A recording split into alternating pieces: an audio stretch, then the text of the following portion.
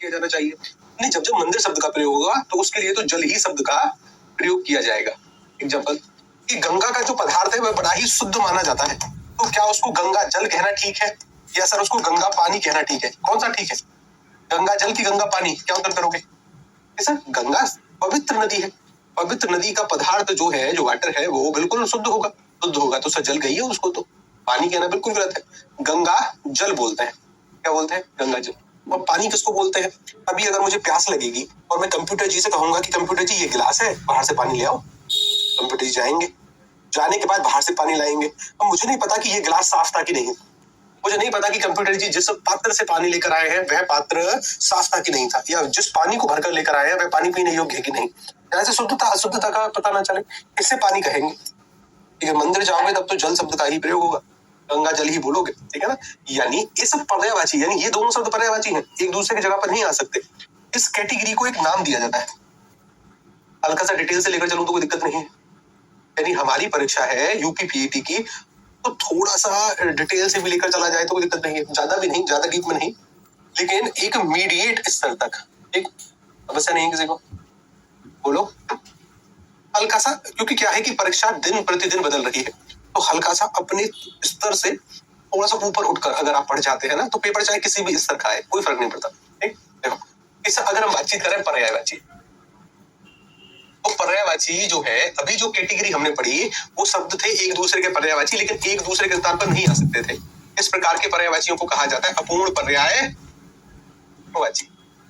क्या बोलते हैं इसको? अपूर्ण पर्यायवाची बोलते हैं। अच्छा, पेन थोड़ा सा छोटा कर लें हम, एक पेन थोड़ा सा छोटा कर लें, ठीक है। हाँ, क्या बोलते हैं इसको? इसको बोलते हैं सर जी अपूर्ण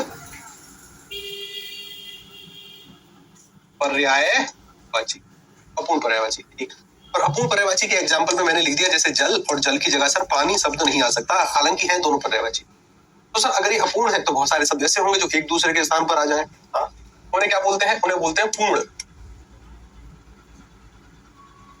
पर्यायवाची। और पूर्ण पर्यायवाची से सर मेरा मतलब क्या है? जैसे मैंने एक शब्द लिखा देवता, और देवता की जगह एक शब्द लिख दिया सर जी मैंने विबुध। क्या लिखा? विबुध। देवता, और देवता की जगह क्या लिख दिया? विबुध। अब ये दोनों शब्द देवता की पर्यायवाची है, लेकिन एक दूसरे की जगह पर भी आ सकते हैं। कैसे आ सकते हैं आगे चलकर हम इसके बारे में जानकारी देंगे, लेकिन इस कैटेगरी को क्या कहते हैं? पूर्ण पर्यायवाची। एक और कैटेगरी होती है, एक और कैटेगरी, जैसे मानकर चलिए मैंने आपसे कहा कि मुझे बताइए कि मृग शब्द का मतलब क्या है, किसे कहते हैं मृग? बिल्कुल निश्चिंत रहिए, आनंद के साथ पढ़ना है। कुछ भी समझ में ना आए अभी उसको व्हाइट पेज पर लिखिएगा, व्हाइट पेज पर लिखने के साथ साथ अंतिम के 10 मिनट में उसको क्लियर। या कोई ऐसा सवाल हो कि सर हाय रे हाय इसको जाने बिना हम आगे बढ़ ही नहीं सकते, तब तो उसको पूछ लेना। ठीक है सर जी, थोड़ा सा बड़ा लिखें, थोड़ा सा बड़ा लिखें, जो वैसे बड़ा कर देंगे हमारा। ठीक है, तो भाई एक शब्द लिखा है सर जी मैंने मृग, और मृग शब्द का आपको बताना है क्या अर्थ होता है। सर जी हिरण होता है, लेकिन इस शब्द की जो उत्पत्ति हुई है ना, ये शब्द किस तरीके से बना है, आज का विषय भी हमारा वही है। सर यहाँ पर है मृ, और मृ के साथ क्या जोड़ा गया है? यहाँ पर मृ आता है, इसका मतलब निकलता है मृदा। और ये जो गा है ना, आज की क्लास इसी मुद्दे पर होगी, अभी थोड़ी देर में इसी पर आएंगे। इसे उपपद बोलते हैं, जहां पर भी अंत में गा जोड़ा जाता है ना, इसका मतलब होता है गमन करने वाला। आगे इसी पर क्लास केंद्रित होगी, गमन करने वाला। और गमन करने वाला का मतलब होता है सर जी एक तरीके से चलने वाला, ठीक है ना, एक तरीके से चलने वाला। तो सर मृदा पर चलने वाले को मृग कहते हैं। और मृदा पर कौन चलता है? मृदा पर सर जैसा कि आपने कहा मृदा पर हिरण चलता है, कि भाई मृदा पर हिरण चलता है, बहुत अच्छी बात है। हिरण के लिए सर आपने इस वाले शब्द का प्रयोग किया, लेकिन केवल हिरण ने इस शब्द का ठेका नहीं लिया है कि हिरण ही मृदा पर चलेगा, यही भ्रम तोड़ना है, ठीक है ना। यानी मैं भी तो मृदा पर चलता हूँ, मैं भी मृदा पर चलता हूँ, यानी सर मैं कह रहा हूँ कि मनुष्य भी तो मृदा पर चलता है। क्या आप मृदा पर नहीं चलते? ठीक, क्या सर खरगोश मृदा पर नहीं चलता? एक समय सर बहुत सारे जीव जंतु प्राणी इत्यादि इत्यादि सब मृदा पर चलते हैं, सभी का पर्यायवाची है ये। केवल हिरण ने ठेका नहीं लिया। वो एक अलग बात है कि पौराणिक स्थिति के आधार पर हिरण के लिए सर्वाधिक प्रयोग हुआ है, लेकिन शब्द क्या कहता है? शब्द कहता है मृदा पर चलने वाला। आगे चलकर आपने इस वाले शब्द को खरगोश के भी पर्यायवाची में लिखना होगा। पूछा गया है कि बताइए निम्नलिखित में से खरगोश का पर्यायवाची कौन सा है? लेखपाल की मुख्य परीक्षा का सवाल है कि खरगोश का पर्यायवाची क्या है, और विकल्पों में मृग था। ठीक है, तो यानी सर मृग यानी मृदा पर चलने वाला, सभी का पर्यायवाची है। अच्छा, इसी तरीके से मानकर चलिए, यानी सर ये शब्द जो है ना, खरगोश का भी, हाथी का भी, मनुष्य का भी, हिरण का भी, सभी का पर्यायवाची होगा। इसी तरीके से मैंने एक शब्द लिखा द्विज। क्या लिखा मैंने? पूरा ध्यान बोर्ड पर इस समय, तो ठीक है ना। एक शब्द क्या लिखा मैंने? सर द्विज एक शब्द लिखा। मैंने कहा बताओ द्विज किसे कहते हैं? परेशान नहीं होना, पर्यायवाची समझा, पर्यायवाची सिखा नहीं रहा हूं, अभी बता रहा हूं कि पर्यायवाची किसे कहते हैं, ठीक है। कि द्विज, और सर द्विज शब्द को अगर देखा जाए ना, आगे चलकर हम इसी बात पर बल देंगे कि द्वि के साथ जा को जोड़ा गया है। द्वि तो सर संस्कृत की एक संख्या है, दो को संस्कृत में द्वि बोल देते हैं, और जहां पर भी अंत में जा जोड़ा जाता है इसका मतलब होता है जन्म लेने वाला। जन्म लेने वाला, तो इस पूरे शब्द का मतलब होगा 2 बार जन्म लेने वाला। और दिमाग लगाओ कि सर 2 बार किसका जन्म होता है, उसी का पर्यायवाची होगा। 2 बार जन्म लेने वाला अर्थात 2 बार जन्म लेने वाला, तो ना है कि एक बार दूध के दांत आते हैं फिर टूट जाते हैं, फिर नए दांत आते हैं, दांत को बोल सकते हो। सर मृदा मतलब क्या? अरे मृदा मतलब मिट्टी, हे भगवान। मृदा का मतलब मिट्टी होता है, क्या होता है? मिट्टी। ठीक, हाँ, जैसे जूही जी ने कहा हाथी, हाथी को भी द्विज बोलते हैं, क्योंकि हाथी को द्विज यानी 2 बार जन्म लेने वाला इस वजह से कहा जाता है क्योंकि हाथी का एक बार जन्म तो हथनी के गर्भ से होता है, हथनी के गर्भ से होगा। हाथी को हाथी तब कहते हैं जब उसके दोनों दांत बाहर आ जाते हैं कि हाँ अब ये हाथी बना, तो हाथी को 2 बार जन्म लेने वाला माना जाता है। ऐसे तो सर गणेश जी का भी 2 बार जन्म हुआ था। भाई गणेश जी का कैसे हो गया 2 बार जन्म? सर जी गणेश जी का 2 बार जन्म इस वजह से हुआ, एक बार माता पार्वती के द्वारा जन्म हुआ, फिर भगवान शंकर के द्वारा जो गला काटा गया, बाद में हाथी के बच्चे का सर लाकर जोड़ा, दोबारा जन्म हो गया। गणेश जी को भी बोलते हैं। तो सर ऐसे तो पक्षियों को भी कहेंगे। सर पक्षी को क्यों कहोगे भैया? कि सर जी एक बार अंडे का जन्म होता है, एक बार अंडे से पक्षी का जन्म होता है, पक्षी का भी 2 माध्यमों से जन्म होता है। मेरे कहने का मतलब यह है कि इस द्विज शब्द का प्रयोग इतने सारे शब्दों के लिए कर सकते हो। द्विज शब्द का मतलब सर चंद्रमा भी होता है, चंद्रमा का भी 2 बार जन्म मानते हैं लोग। ब्राह्मण भी होता है, तो ब्राह्मण क्यों होता है? ब्राह्मण इसलिए मानते हैं, बोलते हैं कि ब्राह्मण का एक बार जन्म उसकी माता के गर्भ से होता है। वो ब्राह्मण को ब्राह्मण तब कहते हैं जब उसका वो 4 वेदों का ज्ञान प्राप्त होता है, जब उसकी दीक्षा हो जाती है तो उसको ज्ञान प्राप्त होता है, तब बोलते हैं अब ये पंडित बना है, अब ये वास्तव में ब्राह्मण बना है। ठीक है, 2 बार जन्म मानते हैं उसका। ठीक, यानी सब ब्राह्मण, एक ब्राह्मण को भी कहते हैं। बहुत अच्छी बात है। कुल मिलाकर बात क्या है? कुल मिलाकर बात यह है कि सर इस द्विज शब्द का प्रयोग इतने सारे के पर्यायवाची में हो सकता है। जैसे मानकर चलिए मैं अगर आपसे कहूं कि सर एक शब्द लिखा है मैंने अंबर, क्या लिखा मैंने? अंबर। अंबर का मतलब क्या है? एक बार सुना है? अंबर का मतलब सर ऐसा हो सकता है कि सर आकाश को बोल देंगे क्या? बिल्कुल आकाश को बोलिए, किसने मना किया? आकाश भी एक सर इसका अर्थ है। सर जी आकाश के साथ साथ क्या मैं ये अंबर वस्त्र को भी बोल दूं? भाई बिल्कुल बोलिए, किसने मना किया? वस्त्र को भी बोलो, आकाश को बोलो, वस्त्र को भी बोलो। जैसे एक शब्द हम पढ़ते हैं ना पीतांबर, एक शब्द हम पढ़ते हैं पीतांबर, और पीतांबर जो शब्द बना है वो इस तरीके से बना कि सर जी यहाँ पर एक शब्द है पीत, और पीत के साथ अंबर को जोड़ा गया है। इसका मतलब ये है कि सर पीत का तो मतलब पीला निकल कर आता है, और अंबर कहते हैं कपड़े को, कि सर जो पीले कपड़े पहनता हो। पीले कपड़े पहनने के लिए या तो भगवान विष्णु को जाना जाता है या फिर भगवान कृष्ण को। तो कुल मिलाकर अंबर का एक मतलब कपड़ा भी होता है। तो यानी जब जब मैं आकाश के पर्यायवाची लिखूंगा तब भी अंबर शब्द आएगा, वस्त्र के लिखूंगा तब भी अंबर शब्द आएगा। यानी जहां पर एक शब्द एक से अधिक का पर्यायवाची बने, जब जब पक्षी के पर्यायवाची लिखूंगा तब भी ये शब्द आएगा, दांत के लिखूंगा तब भी, ब्राह्मण के लिखूंगा तब भी, जब जब सर मनुष्य के पर्यायवाची लिखूंगा तब भी वो आएगा, खरगोश के लिखूंगा तब भी, हिरण के लिखूंगा तब भी, हाथी के लिखूंगा तब भी आएगा। एक शब्द जब एक से अधिक का पर्यायवाची बनता है तो इस कैटेगरी को कहा जाता है पूर्णापूर्ण पर्यायवाची। क्या बोलते हैं? पूर्णापूर्ण पर्याय, क्या बोलते हैं इसको? ध्यान रखना, पूर्णापूर्ण पर्यायवाची।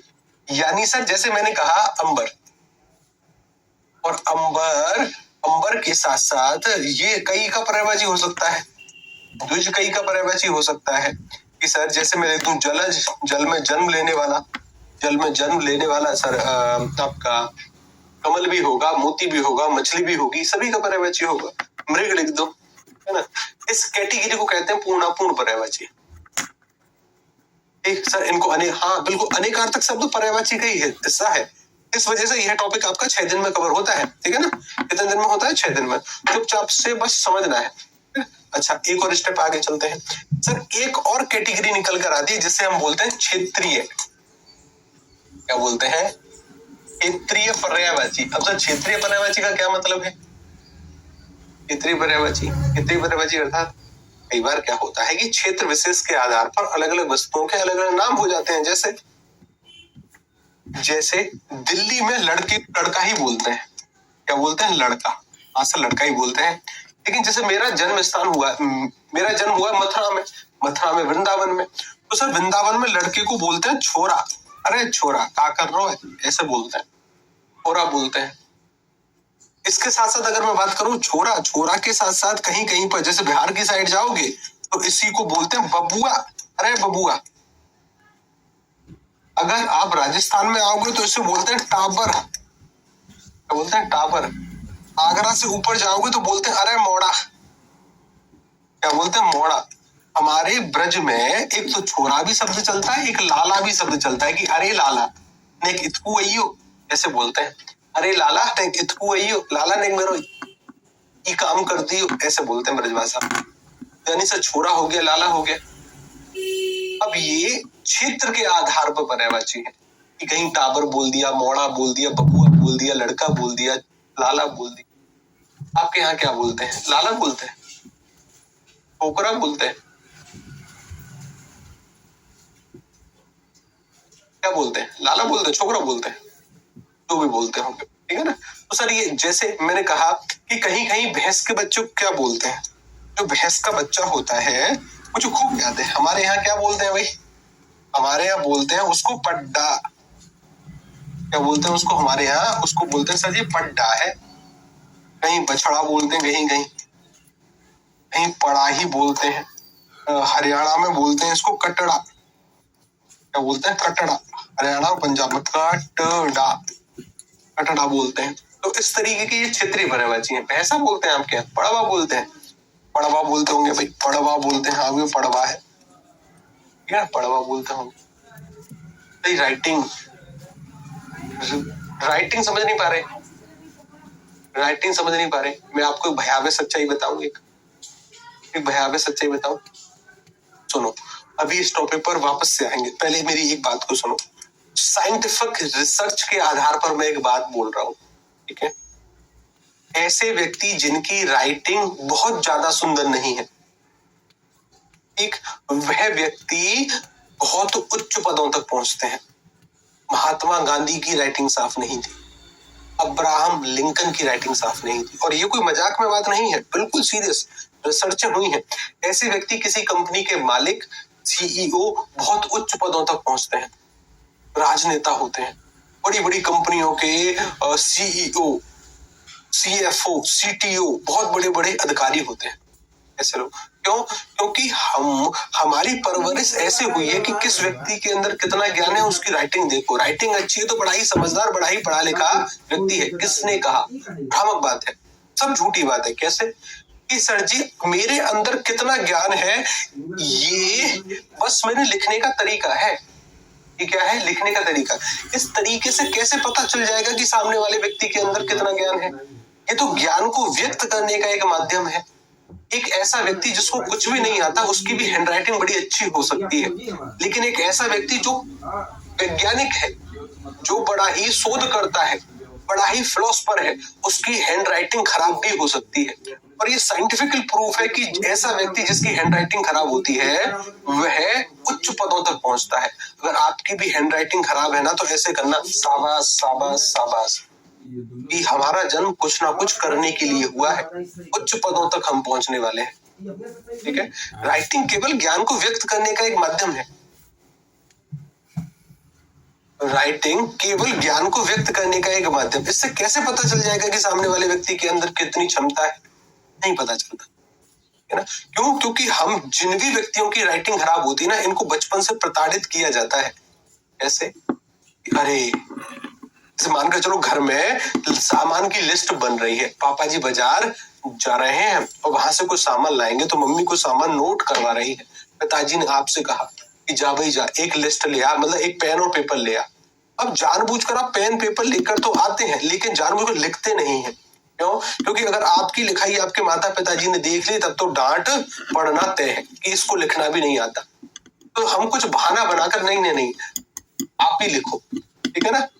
उस व्यक्ति को बचपन से दबाने का प्रयास होता है, बिल्कुल नहीं करना है, ठीक है ना। ध्यान रखिएगा, राइटिंग अच्छी होना अच्छी बात है, राइटिंग बुरी होना और ज्यादा अच्छी बात है, ठीक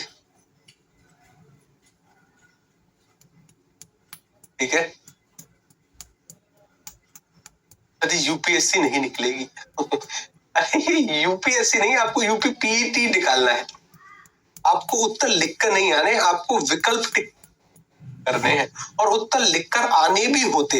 हालांकि वो एक ऐसी परीक्षा है जहां पर राइटिंग मायने नहीं रखती। इस बात को ध्यान में रखो, आपके दिमाग में गलत गलत जानकारी दी गई है। इतना कम समय होता है, उस कम समय में इतनी स्पीड होती है हाथ की, पूछो मत।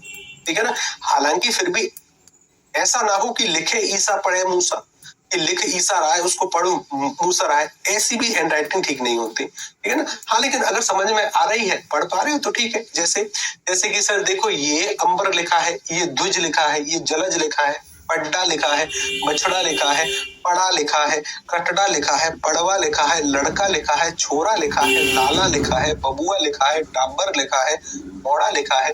इसके साथ साथ अगर हम यहाँ पर और बातचीत करें कि सर देखो, ये ध्वज लिखा है, पक्षी लिखा है, दांत लिखा है, ब्राह्मण लिखा है, खरगोश लिखा है, मृग लिखा है, हिरण लिखा है, मनुष्य लिखा है, बात खत्म। ठीक, डन। आगे बढ़े, आगे बढ़ते हैं, आगे चलते हैं। अब देखो, अब टॉपिक पर आओ। ठीक है, अब कहां पर आना है? अब टॉपिक पर आना है कि सर हमने क्या देखे? हमने ये देखे कि सब पर्यायवाचियों को 4 मुख्य कैटेगरियों में बांटा जा सकता है। मैं ये बिल्कुल नहीं कह रहा हूं कि पर्यायवाची केवल 4 प्रकार के हो, नहीं। 4 मुख्य भेद हैं उसके, जिसमें से हमारी परीक्षा जो पूछती है ना, एक तो इसको पूछती है, ज्यादातर खूब पूछती है, और एक इसको पूछती है, इसको पूछती है, इसको। ये हमारी परीक्षा के हिसाब से काम वाले हैं। लेकिन सर इन परीक्षा के पर्यायवाचियों को, जैसे आप कोई भी बुक लेकर पढ़ोगे, 1500 से 2000 पर्यायवाची उस बुक में आपको मिल जाएंगे। क्या सभी पढ़ने हैं? बिल्कुल नहीं पढ़ने। तो क्या करना है? हमें सर कुछ चुनिंदा पर्यायवाची पढ़ने हैं। इसकी लिस्ट देखो हमने बनाई है। ऐसा नहीं कि सभी के सभी पर्यायवाची रट रहे, कुछ नहीं। पेपर को एनालिसिस करने से पता चलता है कि हिंदू पौराणिक कथाओं के अनुसार, क्या लिख रहा हूं मैं कि सर हिंदू पौराणिक कथाओं के अनुसार, हिंदू पौराणिक कथाओं के अनुसार जितने भी देवी देवता हैं अनुसार, जो प्रमुख देवी देवता हैं, देवी देवता, इनके पर्यायवाची इंपोर्टेंट हो जाते हैं। जैसे कभी ब्रह्मा के पूछ लिए, कभी दुर्गा के पूछ लिए, कभी कुबेर के पूछ लिए, कभी लक्ष्मी के पूछ लिए, इंद्र के पूछ लिए, अग्नि के पूछ लिए, वायु के पूछ लिए, या कभी कामदेव के पूछ लिए। इस तरीके के खूब पर्यायवाची आते हैं। ठीक? इसके साथ जो सर हमें और पता चला, दूसरी जो कैटेगरी हमें दिखाई दी, दूसरी कैटेगरी जिसके पर्यायवाची थोड़े से और इम्पोर्टेंट है, कौन सी है सर दूसरी कैटेगरी? सर ऐसे जानवर जिनको पालतू बनाया जा सकता है, पालतू जानवर, घोड़ा, बकरी, गाय, खूब आते हैं। ठीक है। इसके साथ साथ सर ऐसे जानवर या किस्से कहानियों के, ऐसे जानवर जिनका कहानियों में बहुत प्रयोग होता है, कहानियों में प्रयोग होने वाले जानवर, प्रयोग होने वाले जानवर, इनके खूब पर्यायवाची पूछे जाते हैं। जैसे जंगल में एक शेर था, शेर के पूछ लिए, भालू के पूछ लिए, हिरण के पूछ लिए, मोर के पूछ लिए, खूब आते हैं। ठीक है ना। एक ये कैटेगरी इंपोर्टेंट है। यानी मैं ये सब इस वजह से बता रहा हूं ताकि भटक ना जाओ, कुछ भी ना पढ़ो। ठीक है ना। कि सर ये हो गया। इसके बाद आजकल जो वो कैटेगरी बनी है ना, वो ये बनी है कि सर जी भाववाचक संज्ञाओं के पर्यायवाची खूब निकल कर आते हैं। भाववाचक संज्ञा, भाववाचक संज्ञा मतलब किसे कहते हैं सर? जैसे दुख हुआ, सुख हुआ, अमीरी, गरीबी, या इस सर विशेषण के खूब पर्यायवाची आते हैं। सुंदर, भला, बुरा, इस तरीके के खूब पर्यायवाची आते हैं। बताइए अमीर का पर्यायवाची क्या होगा, सुंदर का क्या होगा, भव्य का क्या होगा, इस तरीके के। इसके साथ साथ अगर और देखें सर, कुछ ऐसे पर्यायवाची हैं जिन पर इंसान का बस नहीं है। यानी सर प्राकृतिक दृश्यावलियों के पर्यायवाची खूब आते हैं। जैसे चांदनी के पूछ लिए, प्राकृतिक है। नदी के पूछ लिए, प्राकृतिक है। रोशनी के पूछ लिए, अंधेरे के पूछ लिए, झरने के पूछ लिए, एक किरण का पर्यायवाची पूछ लिया। इस तरीके के खूब पर्यायवाची आते हैं। ठीक है, खूब। तो ये 4 मुख्य बिंदु हैं जिनके पर्यायवाचियों पर हमें ध्यान देकर चलना है। क्या करना है? 4 मुख्य बिंदु हैं जिनके पर्यायवाची हमें पढ़ने हैं। इनसे पर्यायवाची किसी भी किताब को लेकर पढ़ेंगे तो सर वहां 1500 से 2000 दिख जाएंगे। क्या सर हम सभी पर्यायवाचियों को रटें? बिल्कुल नहीं। पहले आपको पर्यायवाची समझने हैं, और पर्यायवाची समझने के लिए एक टॉपिक जिम्मेदार है। कौन सा टॉपिक? कि सर जी जैसे हमने देखो यहाँ पर देखा ना, आपने अगर ये दुज लिखा है तो जा का मतलब आपने लिया है जानने वाला, मतलब जन्म लेने वाला, कि 2 बार जन्म लेने वाला, तो लगभग अर्थ तक हम पहुंच जाएंगे। कि सर अगर आपने गा जोड़ा है तो इसका अर्थ लिया है चलने वाला, यानी चलना, तो लगभग अर्थ हम निकाल लेंगे कि मृदा पर चलने वाला, जमीन पर चलने वाला, धरती पर चलने वाला। तो इसी टॉपिक को हम क्या बोलते हैं? इस टॉपिक को कहा जाता है उपपद। तो सबसे पहली हेडिंग या समझते हुए चलना है उपपद। ठीक, अब यहां से आपको नोट करना है थोड़ा थोड़ा सा, एक उपपद के बारे में जानना है। तो उपपद क्या है थोड़ा बेसिक बताने का प्रयास कर रहा हूं, ध्यान से सुनना। भाषा की सबसे छोटी इकाई क्या होती है? भाषा की सबसे छोटी इकाई होती है वर्ण, और इसे वर्ण कहा जाता है। इससे बड़ी इकाई होती है अक्षर, और इसको अक्षर कहा जाता है, जिसके नीचे हलंत नहीं है। इससे बड़ी इकाई होती है सर जी शब्द, और शब्द यानी जब एक से अधिक अक्षर जुड़ जाए। मैंने शब्द बना दिया कमल। जब तक ये अकेला लिखा है तब तक तो शब्द है, ठीक है। लेकिन अगर मैंने इसको ऐसे प्रयोग कर दिया, कमल, कमल का फूल बहुत सुंदर है, कमल का फूल बहुत सुंदर है, ठीक है। तो अब मैं कहूंगा कि अब बताओ अब ये क्या है?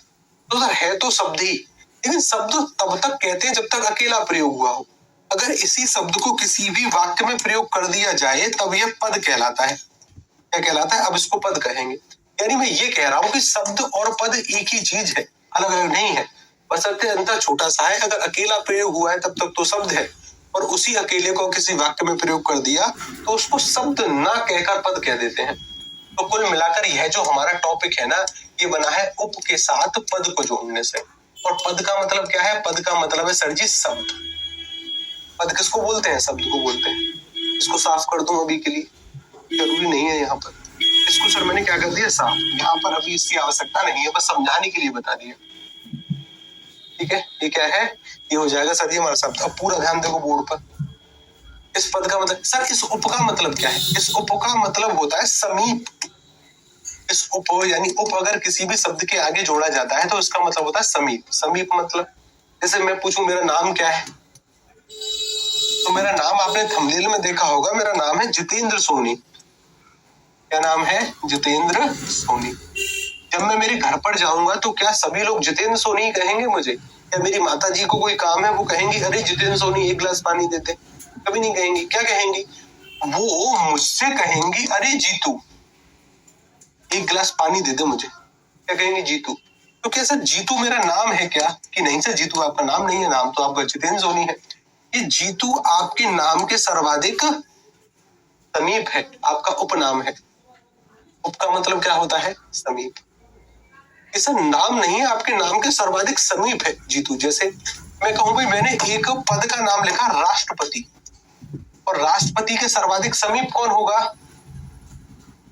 उपराष्ट्रपति। राज्यपाल के सर्वाधिक समीप कौन होगा? उपराज्यपाल। अध्यक्ष के सर्वाधिक समीप कौन होगा? उपाध्यक्ष। ठीक, यानी जब राष्ट्रपति नहीं है तो उपराष्ट्रपति उनके स्थान पर कार्य कर सकता है। राष्ट्रपति तो नहीं लेकिन राष्ट्रपति के सर्वाधिक समीप उपराष्ट्रपति। राज्यपाल तो नहीं लेकिन राज्यपाल के सर्वाधिक समीप। ये मेरा नाम तो नहीं है लेकिन नाम के सर्वाधिक समीप है। एक उप का मतलब क्या होता है? समीप।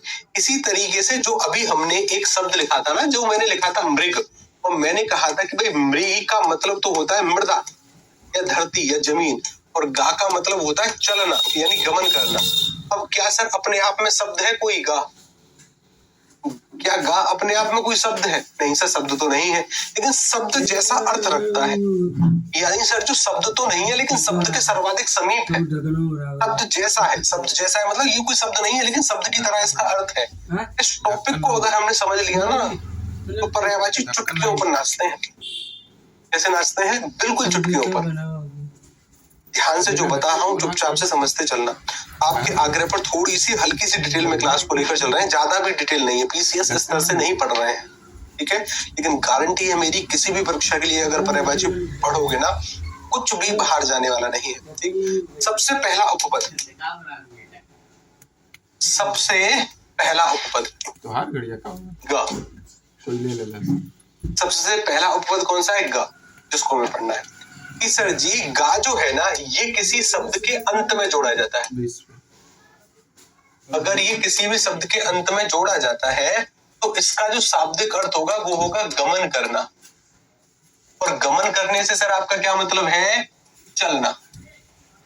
गमन करने का क्या अर्थ है? चलना। एग्जाम्पल, एक शब्द लिखा सर जी मैंने उरग। क्या लिखा है मैंने? उरग। अब सर अभी मैं पर्यायवाचियों को समझने का प्रयास कर रहा हूँ, रट नहीं रहा हूँ, ठीक है ना? अब मुझे थोड़ा सा आइडिया है कि जहां भी अंत में गा जोड़ा जाएगा इसका मतलब होगा चलना। इसका मतलब क्या होगा? चलना। ठीक है, लगभग अर्थ तक पहुंच जाओगे कि सर उर और उर के साथ गा को जोड़ा गया है। अब इस गा का मतलब मुझे पता है चलना। इसका मतलब क्या है? चलना। तो सर इस उर का भी तो मतलब पता होना चाहिए। सर धीरे धीरे सीख रहा हूं मैं, ठीक है? अभी अगर मुझे उर का मतलब पता चल गया है कि उर का मतलब हृदय होता है तो आगे कहीं भी उर प्रयोग होगा तो मैं बता दूंगा इसका मतलब हृदय है। इसी को सीखना बोलते हैं। कि सर उर किसे बोलते हैं? हृदय को। और गा का मतलब क्या है? चलना। हृदय से चलने वाले को उरग बोलते हैं। हृदय से चलने वाले को क्या बोलते हैं? उरग। सर जी मेरी मुझे बहुत डांट पड़ती है राइटिंग के कारण। उन्हें मेरी वीडियो सुनाने का प्रयास करना, ठीक है ना? तो भी कोई आपको डांटता है, ठीक? वीडियो सुनाने का प्रयास करना कि मैंने कहा छाती से चलने वाला, हृदय से चलने वाला। और हृदय से कौन चलता है?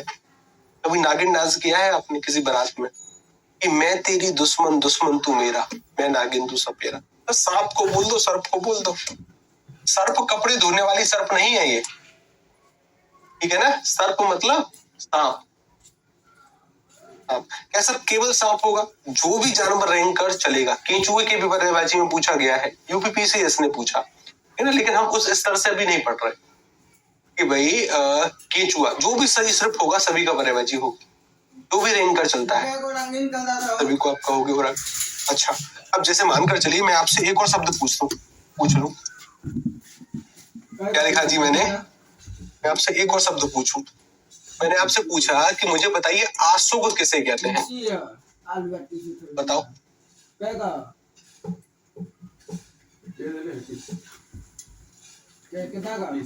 आंसू को किसे कहते हैं भाई? आंसू किसे कहते हैं? तो सर अब मैं धीरे धीरे अर्थ निकालना सीख रहा हूँ कि सर अंत में गा जोड़ा गया है। इस गा का मतलब मुझे पता है गमन करना यानी चलना। और अब आंसू का मतलब क्या होगा? आंसू का मतलब होगा शीघ्र।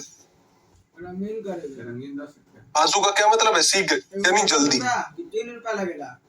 सर इस शब्द का अर्थ निकल कर आएगा जल्दी से चलने वाला, जो जल्दी से चलता है। और पुराने जमाने में जब ये शब्द बने थे ना, उस समय बाण जो होता था दुश्मन की तरफ शीघ्रता से जाता था। एक बार अगर धनुष से बाण छूट गया तो दुश्मन की तरफ जल्दी से पहुंचा था। बाण का पर्यायवाची है। उस जमाने में घोड़ा एक स्थान से दूसरे स्थान पर बहुत जल्दी से लेकर जाया करता था। घोड़े को भी आशुभ कहते हैं। समझ रहे हैं सर? ठीक है ना?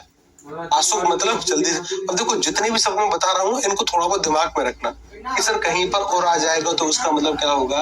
हृदय। कहीं पर आंसू आ जाएगा तो उसका मतलब क्या होगा? शीघ्र। जैसे एक सवाल मैं आपसे पूछूं कि मुझे बताइए आशुतोष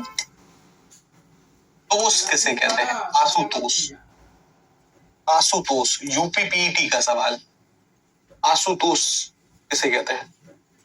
आशुतोष। सर अब मुझे ये अर्थ पता है कि अभी अभी आप बताकर आए हो सर जी यहाँ पर आंसू है। आंसू का मतलब शीघ्र होता है।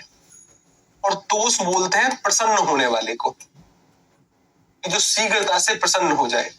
शीघ्रता से प्रसन्न होने वाले कौन है? कि सर जी महिलाएं 16 सोमवार के व्रत इस वजह से रखती हैं कि भगवान शंकर जल्दी से प्रसन्न हो जाएंगे, तब हमें एक अच्छा पति मिल जाएगा। आशुतोष यानी भगवान शंकर का पर्यायवाची। पीटी का सवाल है, ठीक है? इसका जो जल्दी से खुश हो जाए। अच्छा, कई बार अनेक शब्दों के स्थान पर एक शब्द में भी आता है कि ऐसा कोई कि जो जल्दी से प्रसन्न होता हो, उसके लिए एक शब्द लिखिए। जैसे ये शायद लेखपाल का ही सवाल है क्या कि जो शीघ्रता से कविता लिख दे उसे क्या कहते हैं? जो शीघ्रता से कविता लिख दे। जो शीघ्रता से कविता लिखेगा उसे कहेंगे सर हमें शीघ्र के लिए एक शब्द बताए। आंसू। जो शीघ्रता से कविता लिख देगा क्या मैं उसको आंसू कवि बोल दूं? शीघ्रता से कविता लिखने के वाले के लिए एक शब्द क्या होगा? आंसू कवि। क्या होगा? आंसू कवि बोलते हैं उसको। सिंपल सी बात। तो कुल मिलाकर अभी हमारा इन शब्दों को सीखने का अर्थ नहीं है, हमें इनको सीखना है। ये तो धीरे धीरे हम 5-6 दिन में लगभग आपको आपकी परीक्षा के लायक हर एक चीज में बता चुका होऊंगा। ठीक है। अच्छा सर, गा का मतलब पता चल गया। गा मतलब गमन करना। दूसरा उपपद और दूसरा उपपद सर कौन सा है? दूसरा उपपद निकलता है सर जी हमारा दा। क्या निकलता है? दा। और दा जब किसी भी शब्द के अंत में जोड़ा जाता है, किसी भी शब्द के अंत में, तो इसका मतलब होता है देने वाला। का मतलब क्या होता है? देने वाला। इसका मतलब क्या होता है? देने वाला। जैसे मानकर चलो मैं एक शब्द लिखता हूं, पूरा ध्यान बोर्ड पर। एक शब्द लिखा सर जी मैंने, जलद। क्या लिखा? जलद। जलद मतलब, यहां देखो जरा कि सर एक शब्द है जल, और जल के साथ दा का प्रयोग हुआ है। दा का मतलब देने वाला। यही तो सीख रहा हूं, देने वाला। अब सर जल देने वाले को क्या कहेंगे? जल देने वाले को आप क्या कहोगे? कहां से जल प्राप्त होता है आपको? कि सर जी सुबह सुबह मुझे प्यास लगी, मैंने मम्मी को बोला मम्मी एक गिलास पानी दो, मम्मी ने लाकर मुझे पानी दिया। अरे वो उतनी छोटी सोच नहीं रखनी है। पूरे विश्व को जल प्रदान करते हैं बादल, वर्षा के माध्यम से। ठीक है। किसका पर्यायवाची होगा? कि सर जी ये बादल का पर्यायवाची होगा। किसका होगा? बादल का। किसका पर्यायवाची होगा? बादल का। किसका पर्यायवाची है?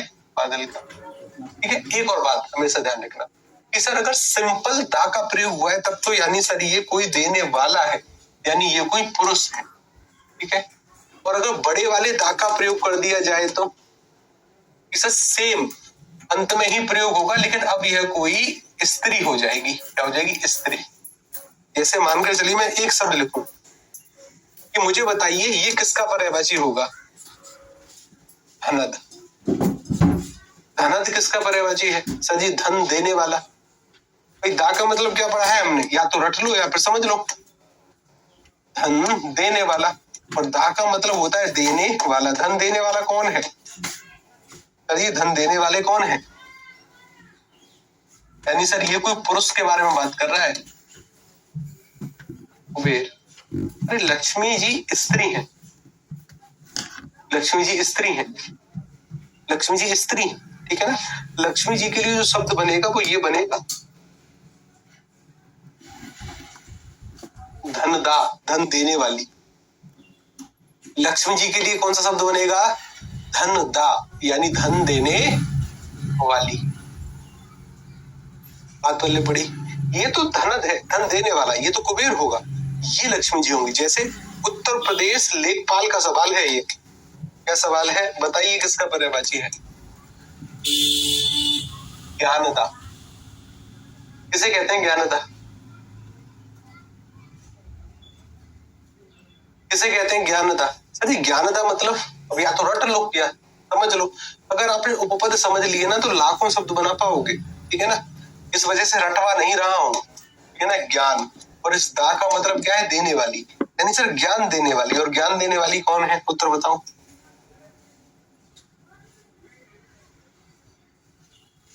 ज्ञान देने वाली। सर ज्ञान देने के लिए तो माता सरस्वती को जाना जाता है। किसका पर्यायवाची है? माता सरस्वती का। काम हो गया। ठीक है ना। काम हो गया। ठीक है। हाँ, अध्यापिका का भी पर्यायवाची बन सकता है। शिक्षिका का, शिक्षक का नहीं, अध्यापिका। ठीक। बात पल्ले पड़ी? कुछ समझ पा रहे हो? ठीक। एक स्टेप और आगे बढ़ो। तीसरा उपपद। भाई तीसरा उपपद जो हमें नोट करना है वो कौन सा है? तीसरा उपपद जो हमें नोट करना है वो करना है जा। कौन सा नोट करना है? जा। ठीक। सर जी इतना सारा कहां तक रटेंगे? अरे ये रटने वाली स्थिति नहीं, रटवाई ये भी मत। हाँ, रटवाने वाली स्थिति ही नहीं है। ठीक है। किसी इस रटवाने वाली स्थिति पर काम बहुत कम करता है। अगर आप समझ गए तो खुद सारी की सारी स्थिति क्लियर हो जाएगी। ठीक है। सर एक है जा, और जा अगर किसी भी शब्द के अंत में जोड़ा जाता है अंत में। तो इस जा का मतलब अभी अभी हम पढ़कर आए थे, जन्म लेने वाला, जन्म लेने वाला। ठीक है। उत्तर प्रदेश कांस्टेबल ने एक सवाल पूछा। क्या पूछा? या कांस्टेबल या एसआई का सवाल है, मुझे अभी याद नहीं है। एक शब्द था नाभिज। क्या शब्द था? नाभिज। नाभिज मतलब सर यहाँ पर एक शब्द है नाभि।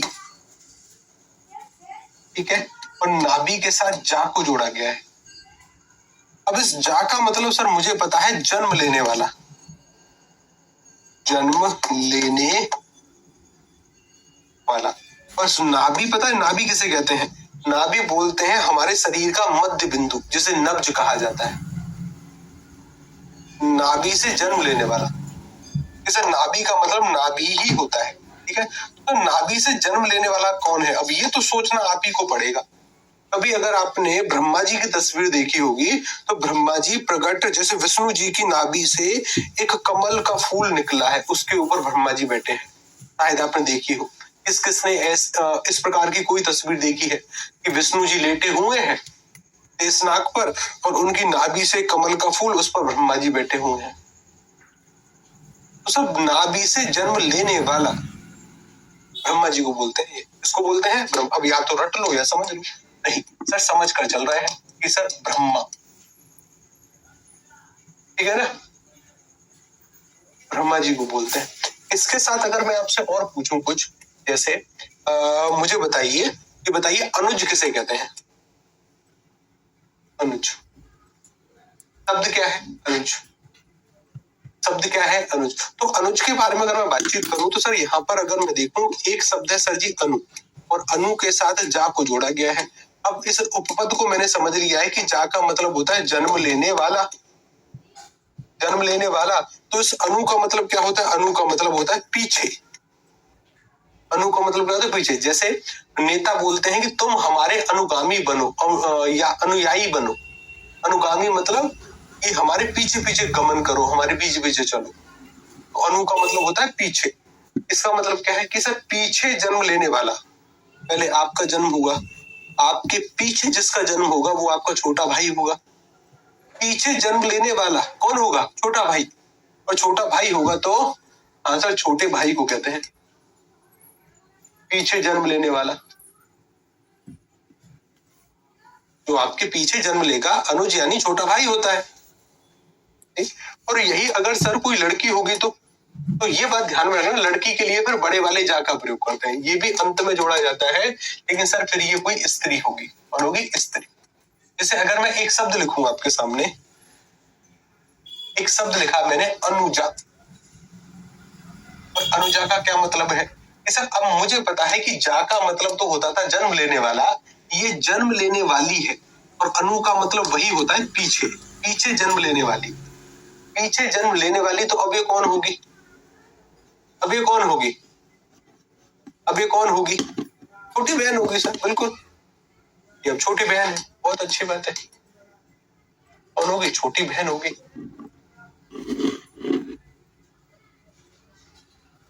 बात पल्ले पड़ गई, बात पल्ले पड़ी। एक स्टेप और आगे चलो। देखो, मैंने कहा कि एक और उपपद है, ये खास है थोड़ा सा। ठीक है, कौन सा है? ये कितने नंबर का था? तीसरा। चौथा लिखो भाई, इसे चौथा। और चौथे के रूप में मैं यहाँ पर लिख सकता हूं, पेन को थोड़ा सा और बड़ा कर लेते हैं। चौथे के रूप में मैं यहाँ पर लिख सकता हूँ ख। कौन सा है? ख। और लेकिन जो खा है ना, अभी तक उपपद सर अंत में जोड़े जा रहे थे। ये एक उपपद है जो कि प्रारंभ में जोड़ा जाएगा। कहाँ? प्रारंभ में। और जैसे ही सर ये प्रारंभ में जोड़ा जाएगा तो इसका अर्थ निकलता है आकाश। इसका अर्थ क्या आता है? आकाश। ध्यान रखना, इंपोर्टेंट है ये। सर जी बस रहने दीजिए, रहने दे, आखिर का तो पढ़ लो, आखिर का पढ़ लो भाई, क्यों थक रहे हो? ठीक है ना कि गुरुजी बस अब सहन नहीं कर सकते। ऐसी स्थिति में अभी मत आओ रे, कहा ना आनंद के साथ पढ़ो। ठीक है। अच्छा, अगर थक अगर आप थकते हो बीच में पढ़ते समय तो बोल दो, हम थोड़ी देर के लिए रुक जाएंगे, ठीक है। कि सर मैंने कहा एक शब्द लिखा सर जी मैंने, खग। क्या लिखा? खग।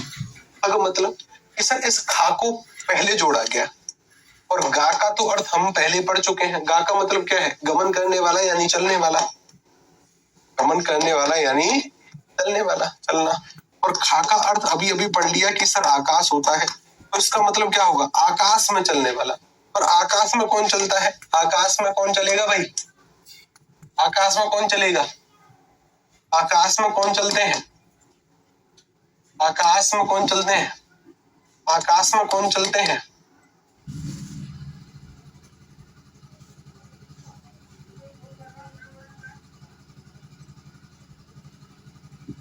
आकाश में कौन चलते हैं भाई?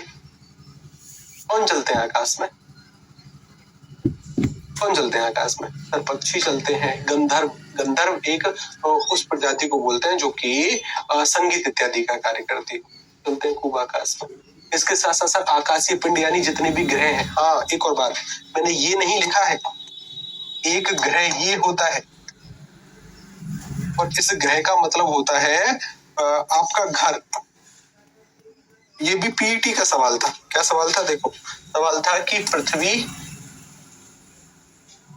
ये पृथ्वी एक डैश है, पृथ्वी एक डैश है, ये सवाल था। और ए में लिखा था क्या, बी में लिखा था क्या? ए में लिखा था पृथ्वी एक ग्रह है, बी में लिखा था पृथ्वी एक गृह है। उत्तर बताओ क्या होगा? क्या उत्तर करोगे? पृथ्वी एक ग्रह है, कौन सा वाला ग्रह आएगा, ए या बी? सर जी एरोप्लेन भी होगा। इस समय शब्द बने थे ना, तब एरोप्लेन नहीं था, ठीक है। तो एरोप्लेन को कर सकते हैं आप, लेकिन समानता, आधुनिकता का प्रभाव शब्दों पर नहीं पड़ता, ठीक है। तो सर ये ग्रह, बोलने को तो बोल सकते हैं, ठीक है ना। ये सर इसका उत्तर होगा, ठीक है। पृथ्वी ग्रह, इस ग्रह का मतलब क्या होता है? आकाशीय पिंड। और गृह का मतलब होता है घर, जिसमें आप रहते हैं। अभी तक की क्लास में आपका XYZ कोई भी डाउट है तो हाथ खड़ा करो, पूछो, ठीक। जितने भी सवाल आपने अपने व्हाइट पेज पर लिखे हैं, सही समय 10 मिनट आपके हैं। क्या करोगे? सर जी गंधर्व तो स्वर्ग में रहते हैं। तो गंधर्व पता है किसे बोलते हैं? गंधर्व बोलते हैं ऐसे व्यक्ति जो इंद्र के दरबार में संगीत का कार्य करते हैं। आजकल यहाँ के लोगों को भी गंधर्व जन बोलते हैं, जो संगीत इत्यादि में महारत हासिल किए हुए होते हैं। सर जी एक डाउट है, अरे पूछो ना, एक क्यों, एक क्यों, खूब पूछो। अरे रहने दीजिए सर, लाइब्रेरी में लाइट चली गई है। चलिए ठीक है, नो डाउट, नो डाउट। अरे हिंदी मीडियम से हूँ, पर अभी तक किसी सर ने जितने डाउट नहीं, डाउट आया ही नहीं सर, सारा क्वेश्चन क्लियर। क्या बात है, बस ऐसी स्थिति में बस पर्यायवाची रटने थोड़ी है, समझने। हर एक स्थिति को मैं आपको रेयर बाई रेयर केस में कुछ कहूंगा कि इसको रट कर आना है।